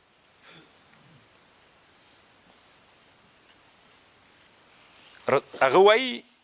حذیفه رضی الله عنه وایي د مسلم شریف حدیث ته وایي ما یو ورځ نبی علیه السلام سره مونځ کوو یوه شپه سورت بقرې شروع کړو بیا یې سورت نساء شروع کړه بیا یې سورت آل عمران شروع کړه کرا کرا یې ویلې کله به چې کوم آیات باندې تیر سو پکې وبدرېد تسبیح به چې پکې و ده به هم تسبیح ویلې که هغه آیات کې به دعا و ده به هم دعا کوله که تعوذ به و ده به هم تعوذ کو قرآن به داسې وایه لکه ګوره نبی صلی الله علیه وسلم یو ورځ صحابه ته ویلې هغې ورباندې ویلې څه ورته وایي د سورت رحمان یې ورباندې ویلې د اول نه تر اخیر ویلې صحابه چپ ناستو نبی علیه السلام پیریانو باندې مې بله ورځ سورت رحمان ویلې هغوی له تاسې نه ماته ښه جواب راکوو کله به وایي چې دې چې ته راورسېدم فبأي آلاء ربکما تکذبان پیریانو به ټول وویلې لا بشیء من نعمک ربنا نکذب فلک الحمد نه نبی علیه السلام ویلې پیریانو ورځ راجمسي قرآن مې ورته ویلې چې کله به مې ویلې فبأي آلاء ربکما تکذبان زه به چپ سوم پیریانو به راته ویلې لا ولا بشیء من نعمک ربنا په هیڅ شي د نعمتونو د ربه تکذیب نه کوو تا لره حمد تاسو چپ ناست وایي جواب نه راکوو نو قرآن چې وایي طالبانو کوم ځای کې چې تسبیح راغی کوم ځای کې چې تحلیل راغی هغه به وایي یوه خبره علما کوي وایي که قرآن دې ویلې او د نبی علیه السلام نوم راغی په هغه کې به درود پې وایې که نه طالبانو د قرآن نظم به نه خرابوي روانې وایه کله چې خلاص ولې بیا ووایه صلی الله علیه وسلم هغه کې به یې نه وایې طالبانو دا مسله هم فقهاو ذکر کړې د کتابونو طالبانو یو آیات همداسې ځان سره تکرارول دا څنګه ده نو علما وایي یو آیات له ځان سره تکرارول دا صحیح ده جایز صحیح سړي ته خوند ورکړي تنا ځان سره ناست دي رسول صلی الله علیه وسلم یوه شپه له بیګانه تر سهره دا آیات ځان سره ویلي ان تعذبهم فانهم عبادک یا الله پاکه که ته دی امت دی ما ته عذاب ورکړي چې ګناهګار دي فانهم عبادک دا خو دی تا بندگان دی تا عبادت کوي پس دی آیات خوند ورکړي څه سړی ځان سره ناسې رسي څه ځان سره وي او بله مسئله دا د طالبانو د قرآن تلاوت چې کوو کوشش به کوي چې ځان ته زړه راولي خو زړه به هلته راولي چې د قرآن هغه وعد و وعید و تهدیدونو هغه وعدو مواثیق و هغې کې چې فکر وکړي نو ځان ته به زړه راولي قصدن به ځان ته زړه راولي او بل دا کوشش وکړه چې قرآن په ښه غږ ووایه قرآن به په ښه غږ باندې وایي اقرأوا القرآن بلحون العرب حسنوا القرآن باصواتکم قرآن ښایسته کوي په چا باندې په ښو غږونو باندې امام قرطبي دا نه مني طالبانو هم په مقدمه د تفسیر قرطبي کې هم په تذکار کې دی ویي دا صحیح نه ده دا معنا نه چې قرآن ته ښایست ورکړي یعنې تاسې په ښه غږ قرآن ووایي نه چې غږونه هم خراب قرآن ووایه تاسې خپل غږونه په چا ښه کویه قرآن په ښه غږونو مه ښایسته کوئ قرآن خپله ښایسته ده غږونه مو په قرآن ښایسته کوي اصل کې داسې مطلب ده د دې حدیث او بل دا د طالبانو قرآن به وي تاسې مفخم وایي حدیث کې راځي رسول صلی الله علیه وسلم وی نزل القرآن نازل سوی د قرآن بالتفخیم تفخیم دا معنی طالبانو د ښځو په غږ غوندې مه وایي قرآن چې نری نری کېږي ورسره د نر غوندې غږ باندې وایه طالبانو علما د علمي بیالوژي وایي وی ټوله دنیا کې چې څومره حیوانات دي د نر غږ غټ ته له چانه الا غوا او غویی د طالبانو د غوا غږ غټ ته له غویي نه په دې باندې علما بحث کوي که داسې خو نه د ټولو علومو کې قواعد شته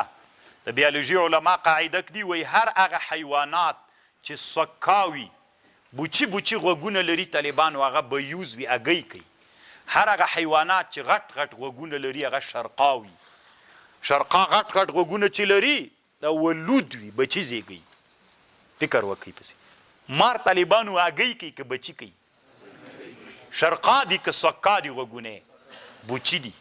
چرګه طالبانو شرقا ده که خرقا وایي که سکا ده سکا ده طالبانو هګۍ کوي دا قانون د طالبانو دا زده کوي سوی خرگوش شرقا ده هګۍ نه کوي زی مړیا سوی شرقا ده غټ غټ غوږونه یې دي که نه څوک کوي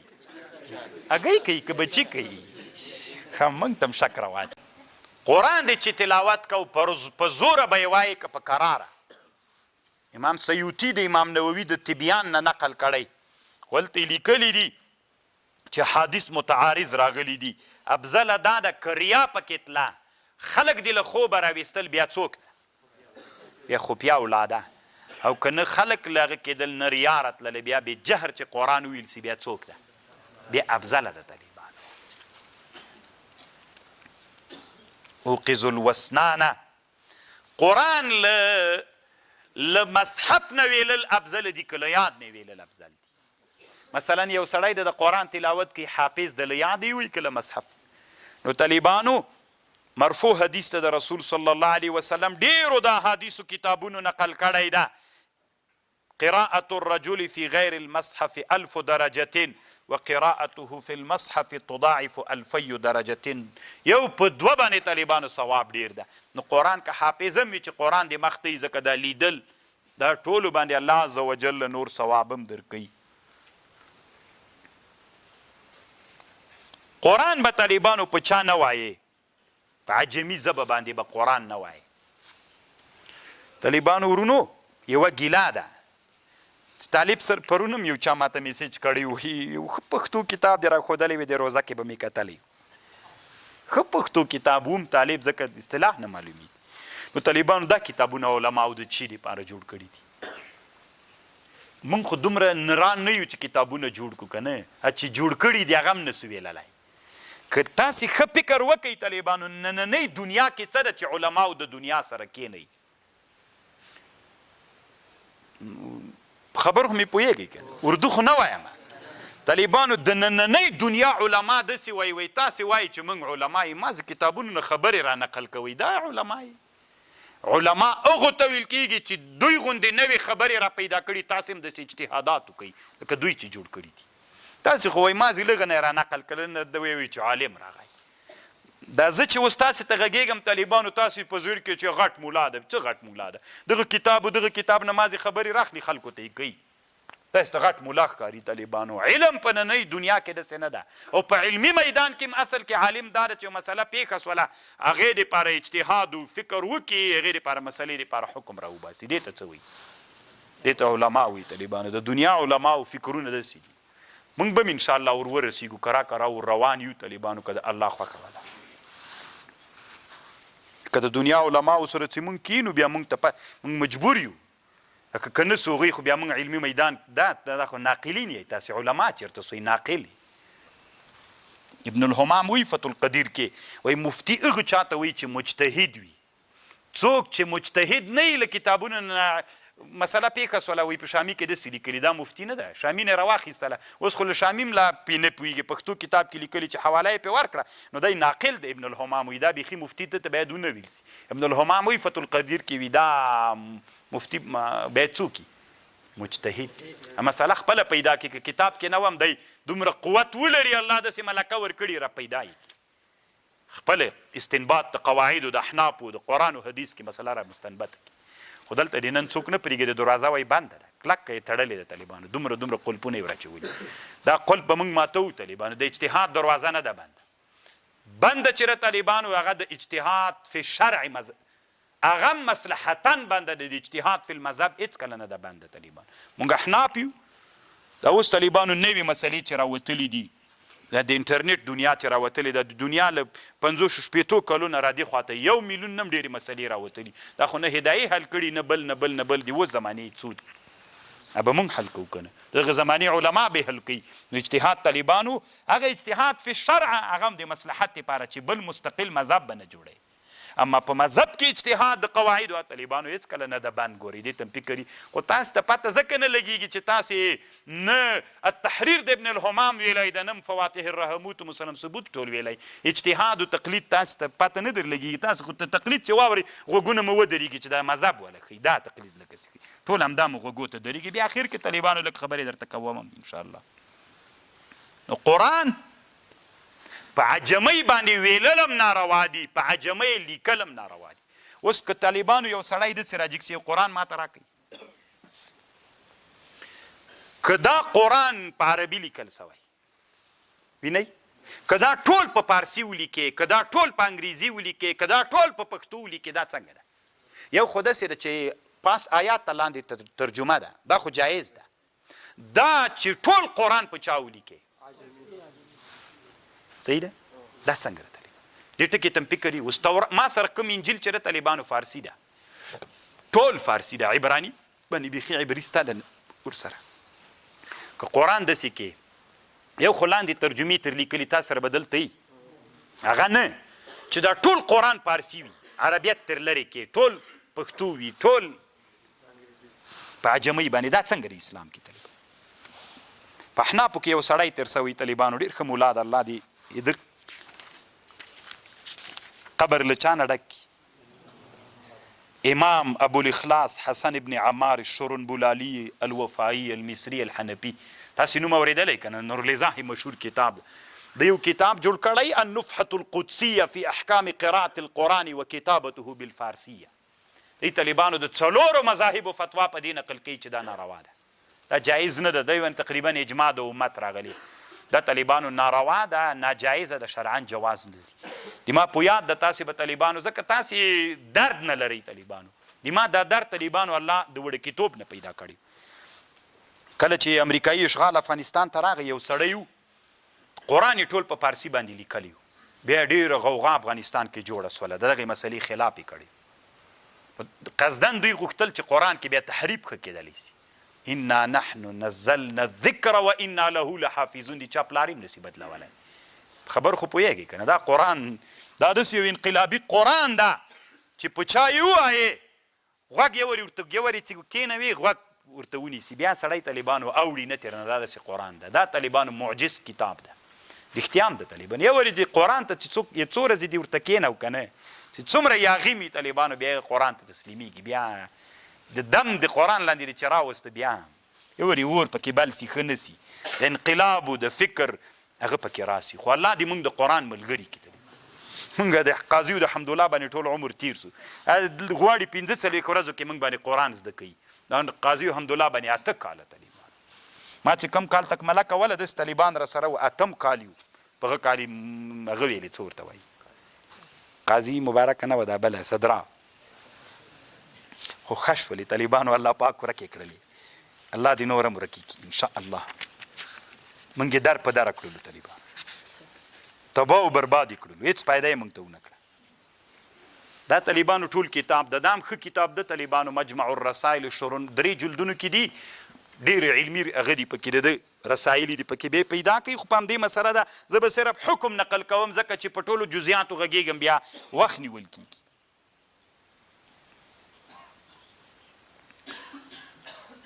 او یوه مسله طالبانو بله دا ده چې قرآن داسې ویلل څنګه ده لږ له دې جنه راواخله لږ له دې جنه لږ له دې جنه په یو مجلس کې دا قرآن ووایه دا څنګه ده دا مکرو ده طالبانو موږ تاسو چې کله د قرآن ختم کوو که نه بیا هغه ملا صاحب چې راجیګ سي یو له یو جن لږ ووایي یا من رسول ووایي بیا هغه جي ته لاړ سي بیا قل هو الله احد بیا قل داسې قرآن داسې د طالبانو مکرو ده تاسې ما په خبر پوهېږئ امام سیوطي دلته لیکلي علامه عبدالحی صاحب نه په نفو المفتي کې د دې سوال سوی ده چې دا اوس کله چې ختم وي په دې ختم کې بیا الحمدلله وایي بیا تر مفلحون هغه باندې وروسته خبر کوم بیا طالبانو بیا من رسولو ته لاړ سي بیا بل چېرته لاړ سي بیا بل دا طالبانو دا قرآن ویلل مکرو ده قرآن چې وایي له یو طرف نه به یې وایي لږ لږ جینه راواخله لږ لږ جینه لږ لږ جینه دا داسې قرآن ویلل طالبانو دا مکرو ده امام سیوطي هم دلته لیکلي او علامه عبدالحی دې دپاره طالبانو مستقل حدیث ته په ابوداود شریف کې سته نه او بله مسئله دا د طالبانو قرآن کې له یو قرائت نه بل قرائت ته اوښتل څنګه دي اوس مثلا که تاسې فکر کله کله بعضې مجلسونو کې یو قاري د قرآن تلاوت کوي یو قرائت باندې روان سي چې په یو باندې روان سو طالبانو له هغه قرائت نه بل ته واوړي فسواک فسویک فسوک یو قرائت ته واوړي بل ته واوړي بل ته واوړي په یو مجلس کې څنګه نو دې کې طالبانو د علماو اختلاف ده بعضې علما یې څنګه بلي او بعضې څنګه بلي علام ابن الحجر رحمه الله په فتح الباري کې دی وایي که داسې چل و دا یو قرائت د یو خاص عالم قرائت و تر یوې موضوع پورې تړلی بل قرائت به له ده سره نه ګډوي لکه که ګډې کې معنا خرابېږي که نه نور هېڅ پروا نه کوي خلط یو قرائت له بل قرائت سره پروا نه کوي دا د علام ابن الحجر رایه ده په فتح الباري کې په خبر خو مې پوه شولې او هغه څه وایي څه ورته وایي علامه امام جزري طالبانو لږ خبره اوږده کړې ده چې دا خو نو بیا موضوع تر علم د قرائت پورې تړاو لري د څه خبره اوږده کړې طالبانو تر ده نه به زه تیر سم د موږ خپل د احنافو د اله سنن خبره به وکم علامه ظفر احمد عثماني صاحب اله سنن کې طالبانو چې کومه خبر لیکلې دی وایي چې 2 قرائتونه د امام ابو حنیفه نه چې نقل د کتاب الاتقان کې مستدا مکرو ده جمع بین القراءتین به نه کوي په یو مجلس کې خو یو که استاذ شاګردانو ته قرائت ویلی علم د قرائت نو هلته د تعلیم او د تمرین په میدان کې بیا پروا نه کوي او که د تمرین او د تعلیم میدان نه نو هلته به له یو قرائت نه بل قرائت ته نه اوړي چې یو وارې په یو قرائت قرآن شروع که په همغه یو باندې به وایي بیا بل ته نه اوړي دا د موږ د احنافو مذهب ده کتاب الاثار د امام محمد کې هم دا خبر سته ما دلته لیکلي طالبانو چې کتاب الاثار کې هم سته او فلان کې هم سته هغه نورو کتابونو کې هم شته د نور خصوصي طالبانو تاسې پوهېږئ پتنګ خو به نه یی و نو خو ولې به پتنګ یی طالبانو د قرآن استماع څنګه ده د قرآن استماع زه کوشش کوم طالبانو چې اطناب ونه کم د قرآن استماع د موږ د احنافو کتابونو کې طالبانو علماو یو مسله داسې ذکر کړي خلاصة الفتاوا کې لیکلي یو سړی د قرآن تلاوت کوي هلته بل سړی د فقه علم لیکي چې په زوره تلاوت کوي دی غوږ نه ورته نیسي دا ناروا ده هغه هم ناروا وکړه دم ناروا وکړه داسې بعضې طالبانو په احنافو کې په مسئله د استماع د قرآن کې چې څومره ښه تحقیق تفسیر مظهري والا کړی بیا چا نه ده کړی قرآن نه هم دلیل راوړي او د احادیثو نه هم دلیل راوړي طالبانو اول به داسې درته ویم ته لکه دا اوس بله ورځ ته تراویح را روانې دي لاسپیکر کې وکړو که بې لاسپیکره یې وکړو شر و شور وي د ملیانو تاسې وطنو کې که نه یا وایي ویې که یا بل وایي مه یې کوئ یا وایي ویې که یا بل وایي مه یې کوئ صحیح ده نو طالبانو تر ټولو نه ښه تحقیق تفسیر مظهري ملا کړی یو خو دومره ډېره حدیث راولي طالبانو تاسې اوس دا یو حدیث ته غوږ سئ زه به یو درته وایم قلت وقد ثبت عنه انه كان يقرأ القرآن بالليل جهرا ګوره طالبانو نبی علیه السلام به قرآن د شپې خلک به ویده ول نبی علیه السلام به قرآن به جهر ویلې لیلان هغه وخت کې خو دا کورونه نه ول ډېر که نه غږ ډېر تله بحيث يسمع من وراء حجرته وربما يسمعه الجيران چا به م اورېده روى الترمذي والنسائي وابن ماجه عن أم هاني قالت كنت أسمع قراءة النبي صلى الله عليه وسلم بالليل وأنا على عريش زه به خپله څپاره کې ویده وم نبي علیه السلام به چې د شپې قرآن ویلې موږ به اوري نو خو لسپیکر یې وبوله که نه عین د لسپیکر مسله ده ډېره حدیث یې راوړي رسول الله څه وایي د بخاري حدیث ته إني لأعرف أصوات رفقة الأشعريين حين يرحلون وأعرف منازلهم من أصوات بالقرآن بالليل وإن كنت لم أرى منازلهم حين نزلوا بالنهار طالبانو اشعریان چې ول الله عز وجل دوی ته ډېر ښه غږونه ورکړي وي لکه دا اوس هم افغانستان کې د شاعران اکثره د بعضې ولایتونو دی ټول افغانستان نسته ده که نه بعضې ولایتونو ته الله شاعران ورکړي ښه غږ وي هر ولایت ته الله خپله برخه ورکړي که نه داسې د افغانستان په ولایتونو فکر وکړي زه به یې نه درته وایم تلې داسې پې فکر وکړي هر ولایت ته الله خپله برخه چا ته د پاچاهي برخه ورکړي چا ته علمي میدان کې برخه ورکړي چا ته سیاسي میدان کې برخه ورکړي چا ته په غږونو کې برخه ورکړي چا ته په شهامتونو په شجاعتونو کې برخه ورکړي هر څوک داسې بې برخې نه دي نبي علیه السلام به کله به چې اشعریان صحابه چېرته تلل بیا به یې واړول ډېر مجاهدین به ول که نه وابېړول خیمې به یې وهلې د شپې به خو مجاهدین خو چې تلل خو دا جهاد ته چې ځي که نه ډېر مجاهدین وي نو هر څوک خپلو ملګرو سره اړي فرایان د فرایانو سره چې غټ جهاد وي 15,000 کسان مجاهدین وي فرایان هم وي هلمندیان هم وي کنداریان هم وي لوګریان هم وي جلباتیان هم وي بادغیسیان هم وي پکتیاوال هم وي طالبان نو هر څوک خپل ملګري که نه هر چا خپله دلګۍ نو هلته به یې چې خیمې ولي د شپې به یې د قرآن تلاوت کوو نبي علیه السلام به ویلې صلی الله علیه وسلم زه د اشعریینو غږ پېژنم چې کوم جنه غږ اشعریانو به چې قرآن ویلې زه به پوه سم چې دغه جې کې اشعریانو د شپې اړولي به یې د ورځې ما ته به پته نه وه زه به پوه سم چې اشعریانو خیمې دغه جې کې دي ځکه له غجې نه به د اشعریانو غږ راتله نو خو دې نه معلومیږي طالبانو چې قرآن په زوره ویلل څه مشکل نه لري که نه چې دا د شپې په تراو کې ورواچئ خبر پوه اخر ټکی به دی وی فهذه الاحاديث تدل على فساد ما افتى به صاحب الخلاصه د خلاصي مولا چې کومه فتوا خلاص الفتاوا کې دا بل خلاصه نه طالبان اوس طالبانو قرآن نو استماع د قرآن څوک ده فرض کفایي استماع د قرآن څوک ده ګوره که بعضو واورېدله د نورو غاړو څنګه که نورو نه اورېدله اوس مثلا موږ تاسو د ترجمه دلته په چا کې کوو مسجد کې لاسپیکر ورته ولګو طالبانو که الله مو جومات جوړ کړو بیا لاسپیکر ورته ولګو چې ټول خلک یې واوري که بعضو اورېدله که بعضو نه اورېدله پروا نه کوي هېڅ مشکل نه که ته وایې چې نه ګناهګار کېږي استماع په استماع خو په ټولو واجب نه ده که نه ګوګو په ټولو نه ده واجبه په چا واجب ده بعضو واورېدله د بعضو نورو غاړو نو تاسې چې دلته اورېدله باندې لاسپیکر کې که بعضو اورېدله بعضې نه اورېدله ګناه نشته ده نو ګول یې کول یې ګول که چې بعضې نور اوري خبر پوه شو د قرآن استماع څوک ده دا د شامي رحمه الله رایه ده دی څه وایي طالبانو واذا قرئ القرآن کله چې قرآن ویل کېده فاستمعوا له الله وی غوږ ورته ونیسئ واورئ وانصتو چپ سئ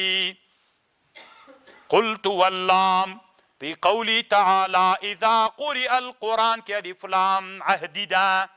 د جنس دپاره نه ده مراد یې داسې ده اذا قرئ القرآن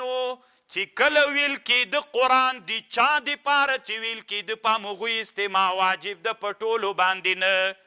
زه چې کله اوس ترجمه کوم د قرآن د چا دپاره وایم په تاسې استماع واجب ده په نورو خلکو نه صحیح شو که نه کله چې امام قرآن وایي په تراو کې لاسپیکر کې په زوره غږ کړی وي لاسپیکر یې ورته لګولی دا امام قرآن د چا دپاره وایي د مسجد د مقتدیانو دپاره په دوی څوک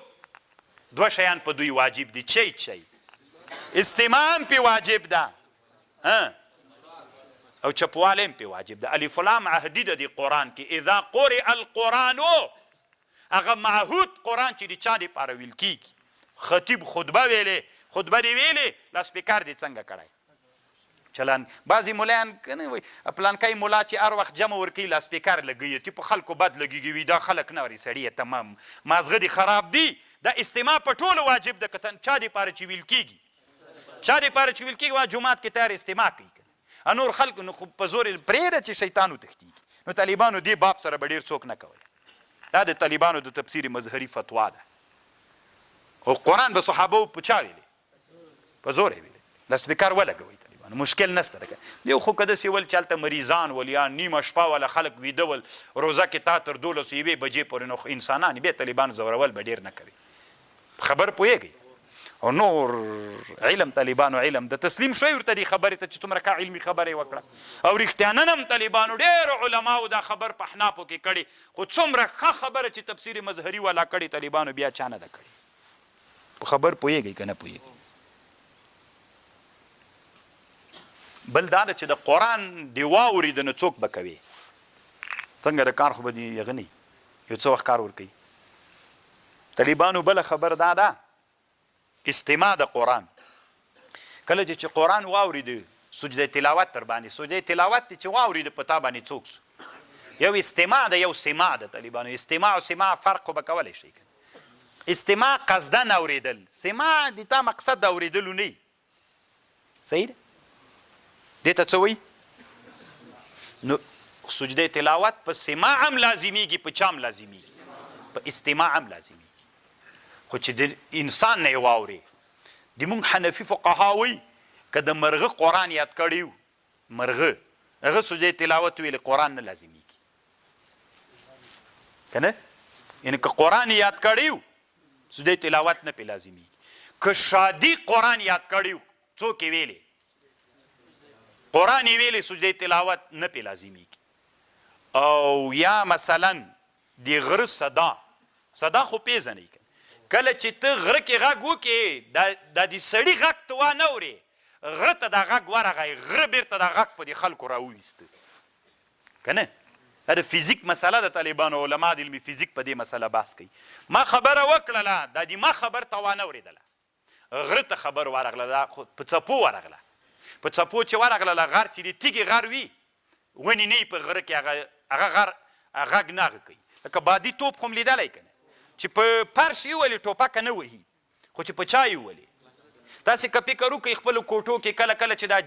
بستري مستري ټول له کوټې نه وباسئ چې غږېږئ صدا کوي ولې ځکه دا غږ چې هلته په دیوال ولګېږي بیا ځي راځي داسې لګېږي ورالګېږي ځکه انګازه کوي خو چې کله فرش ته وار کړي چې دا وغږېدې غږ لاړ شي طالبانو پښت په هغه کې ونیښلي فرش کې دا علت اصل دا د طالبانو علما په دې بحث کوي الله دې وکړي چې په خبر نو غره کې د هغه دماغ غږ وانه اورېده په غره باندې غږ ولګېد بیرته را منعکس سو وادې ورېد بیا نه واجبېږي طالبانو خبر پوه شو دا د مونږ ده اوس طالبانو په ټایپ باندې ټایپ څه ده یا موبایل کې د قرآن ثبت کړی د وادې ورې چې دی په دې نه لازمیږي طالبانو معاصر علما وایي په دې نه لازمیږي رادیو ټایپ موبایل په دې نه لازمیږي یوه خبر ده که رادیو ته ډایرکټ قاري ناست یا تلویزیون ته ډایرکټ قاري ناست بیا سجده تلاوت لازمیږي که نه لازمیږي په دې کې د علماو اختلاف بعضې علما وایي دا صدا ده بعضې علما وایي نه ډایرکټ څپه ده نو احتیاط په دې باندې معاصر فقها وایي چې څوک سجده تلاوت خو چې ډایرکټ قاري او که رادیو ته یې څوک ایښی پیته یې ایښې وه طالبانو بیا هم نه لازمیږي او بل افضل دا د طالبانو چې د ختم په ورځ باندې باید سړی څوک وکړي روزه ونیسي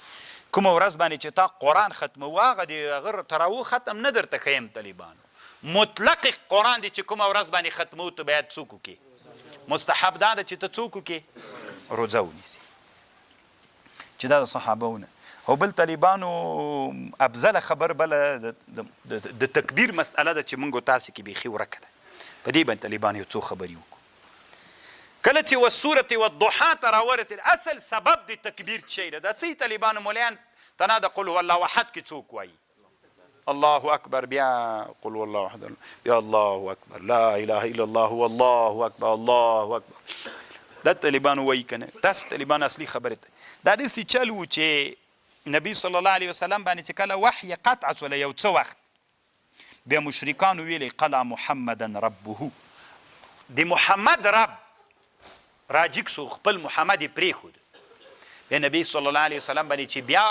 والضحا را نازله سوله والضحا واللیل اذا سجا ما ودعک ربک وما قلا. نبی علیه السلام د خوشحالۍ نه ویله الله اکبر. دا تکبیر طالبانو اوس چې کله قرآن دی ویلی چې چا ته راورسېدې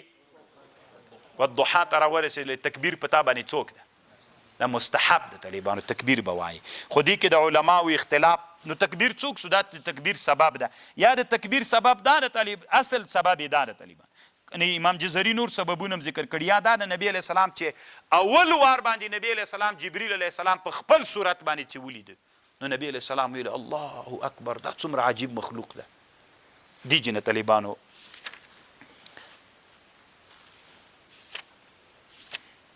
او اوس طالبانو بله دا ده افضل د صورت ضحا په سر کې به یې وایې که د صورت ضحا په اخر کې به یې وایې.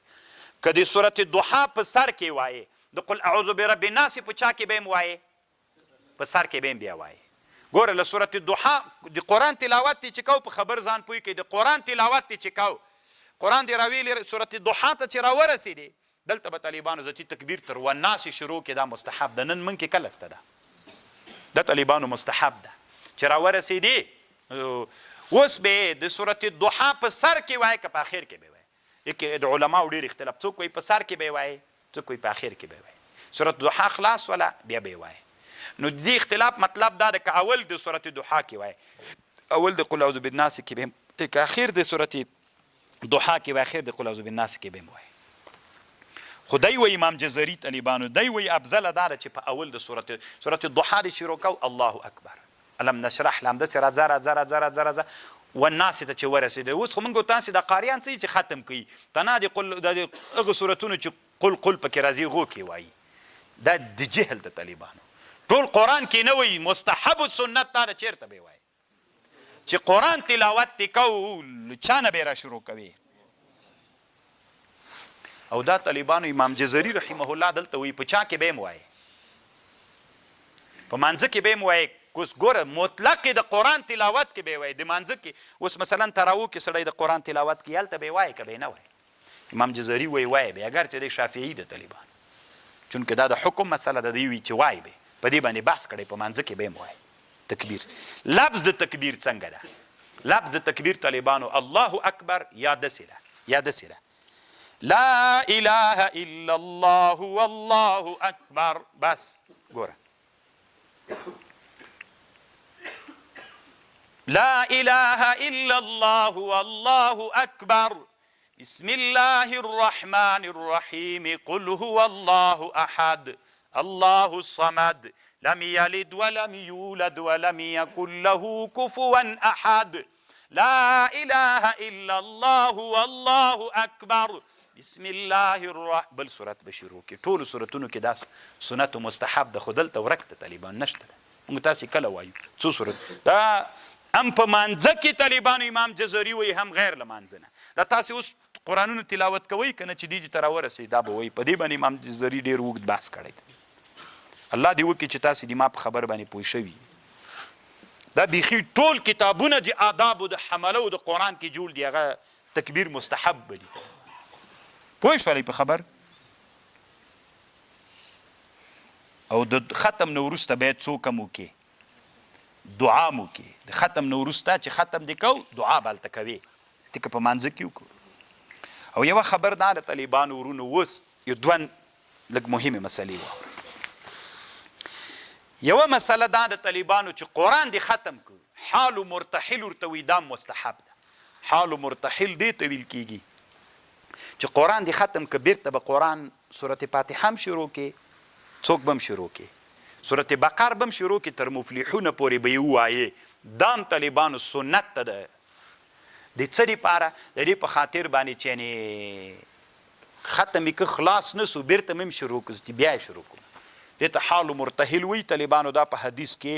احب الاعمال الى الله الحال المرتحل الذي يضرب من اول القرآن الى كلما احل ارتحل. دې طالبانو دا په حدیثو ثابته موضوع ده. بیرته به راشو. اوس ګوره موږ تاسې چې افغانستان کې کله د قرآن ختم کوو، د قرآن ختم چې کوو نو قاري راجیک سي الحمدلله وایي صحیح د سنت ده، مفلحونه پورې وایي صحیح د سنت ده، بس دا خلاص شو. طالبان دلته خو دام درته وایي، امن رسول هم درته وایي، بیا طالبانو 3-4 وارې قل والله احد وایي، 3-4 وارې هغه وایي. اوس قل یا الکافرون هم پکې راچولې، ټول خلک سرونه ورته ټیټ اچولي ناست دي ورته، او چې اخر کې طالبانو 2 ساعته تنا په دې باندې تیر کړي. طالبانو یو علم ده، یو د خلکو رواجونه دي. موږ غواړو چې علم را ژوندی کړو، رواجونو ته لغته ورکړو، ورک سي. طالبان 2 شی طالبانو په ختم کې ثابت دي. یو دغه ثابت ده طالبانو، بس دا حدیث باندې ثابت ده. یو تکرار د قل هو الله احد. طالبان تکرار د قل هو الله احد طالبانو که په چا کې نه ده ثابت، په حدیث